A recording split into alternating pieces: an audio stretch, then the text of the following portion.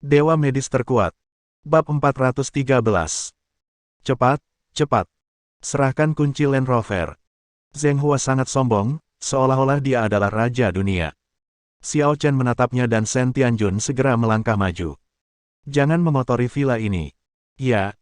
Shen Tianjun datang di depan Zheng Hua dan yang lainnya. Kau mau kunci mobilnya, kan? Ikut aku. Zheng Hua tersenyum bangga. Kau orang tua yang bijak. Ayo kita pergi dan menyetir dulu. Pak Tuali, keluarkan putrimu sekarang juga dan minumlah bersamaku.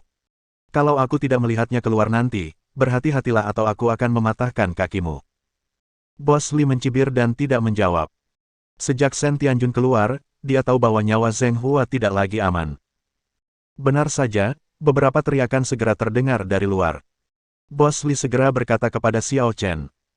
Tuan Xiao, haruskah kita pergi mencari tuan muda istana dari istana peri api sekarang? Jangan terburu-buru. Xiao Chen tampak acuh tak acuh. Saat menghancurkan seseorang, sebaiknya biarkan dia membengkak beberapa saat terlebih dahulu. Dengan begitu, dia akan merasa lebih nyaman. Belum terlambat untuk berangkat besok, hari pernikahannya. Tuan Xiao bijaksana.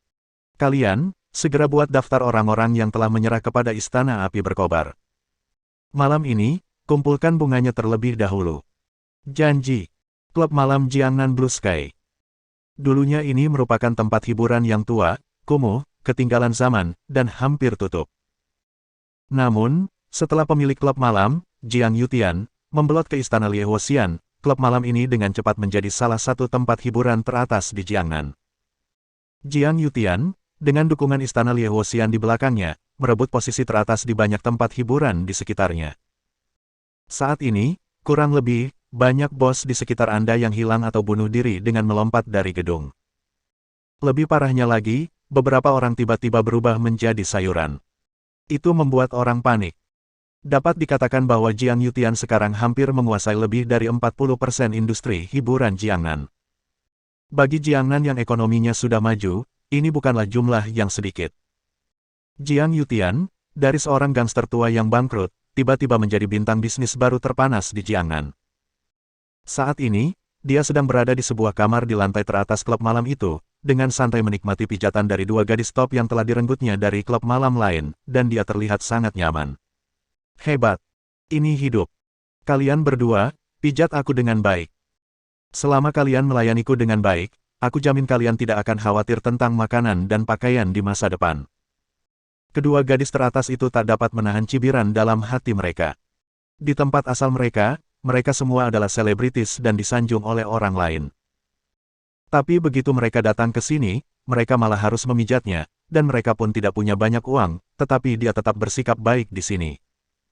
Namun, mereka semua tahu dalam hati mereka bahwa ada seorang guru di belakang Jiang Yutian. Jika mereka memprovokasi dia, mereka bahkan bisa kehilangan nyawa. Oleh karena itu, meskipun keduanya marah dalam hati, mereka harus memaksakan senyum menyanjung pada saat ini. Terima kasih, Saudara Tian.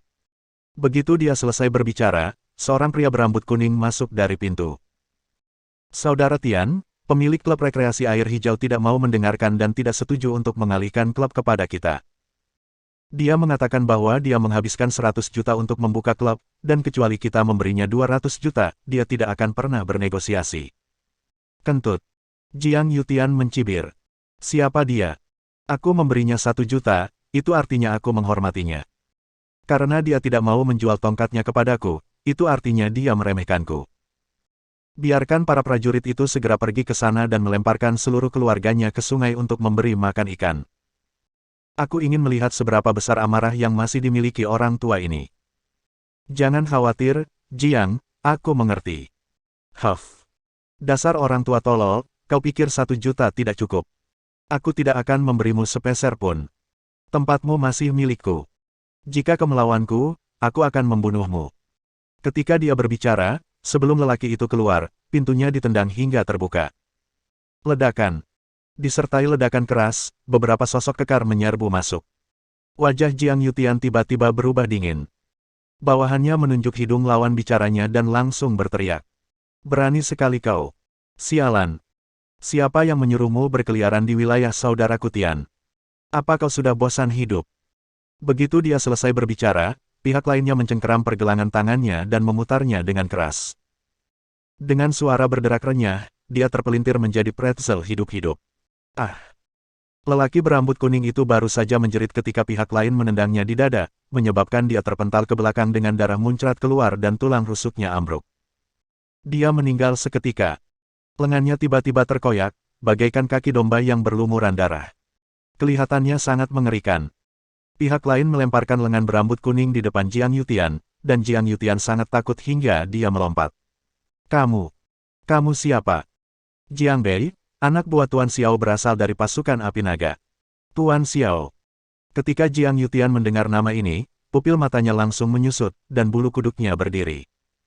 Meskipun dia belum pernah bertemu Xiao Chen, nama Tuan Xiao tetap dikenalnya. Meneguk.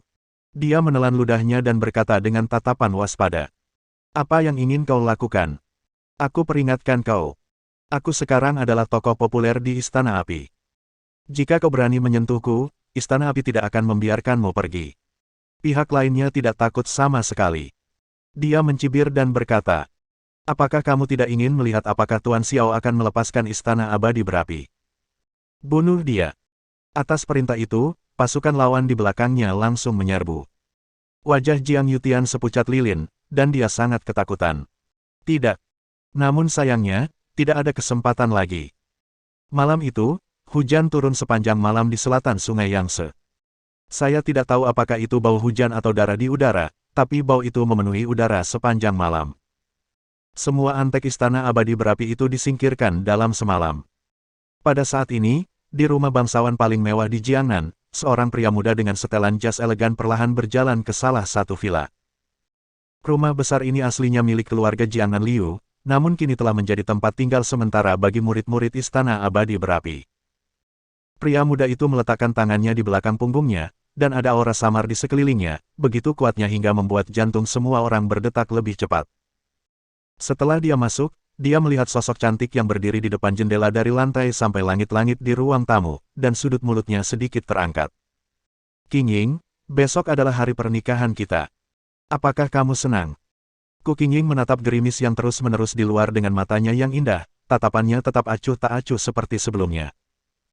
Jika kamu dipaksa menikahi seseorang yang tidak kamu sukai, dan menjadi selir, apakah kamu pikir kamu akan bahagia? Bab 414. Pemuda itu mengangkat sudut mulutnya dan tersenyum tenang. Dia berjalan langsung ke sofa dan duduk. Dia mengambil sebotol Louis ke-13 di atas meja dan menuangkan anggur dengan elegan untuk mencicipinya. Qing Ying, tahukah kamu? Aku ingin mengoreksimu. Pertama-tama, pria yang akan kau nikahi adalah Tuan Muda Istana Api. Dia adalah calon kepala Istana Api. Bisa dikatakan statusku bahkan lebih tinggi dari kaisar di duniamu. Kedua, kamu menikahlah denganku, meskipun kamu seorang selir. Namun, dibandingkan dengan istri-istri sah dari orang-orang kaya di dunia sekuler, kamu bukan saja tidak malu, tetapi sebaliknya, kamu bahkan lebih baik dari mereka. Biar ku jelaskan dengan sederhana. Menikah denganku berarti kau bisa mendapatkan kehidupan dan awet muda. Menikah denganku berarti kau tidak perlu bekerja keras lagi mulai sekarang. Singkatnya, menikahlah denganku, dan kamu tidak akan pernah perlu khawatir tentang makanan dan pakaian dalam hidup ini.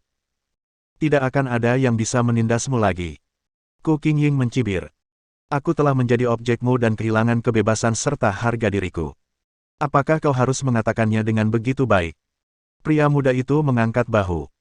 Lupakan saja. Apapun yang kau pikirkan. Tapi aku bertekad untuk menikahimu. Tidak ada wanita yang bisa aku, Huolai, hindari. Selain itu, izinkan aku mengingatkanmu satu hal lagi. Kudengar kau meminta seseorang untuk pergi ke Jiangbei. Kau ingin menemukan Xiao Chen, kan? Ada kilatan fluktuasi di mata Ku Qing Ying, dan Huolai mendengus pelan.